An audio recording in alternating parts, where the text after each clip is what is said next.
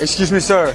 Question for you. What was the most amount of money that you made in a single year? So in the tech boom in 98 to 2000, I made $55 million in 18 months. How old were you when you made your first million? 22. How did you make it that early? So I graduated college. My best friend was in the construction business. I said, let's do a real estate company. We ended up buying a hotel at 22 years old. How did you get the money to buy a hotel that early? So I figured out how to get $2.5 million.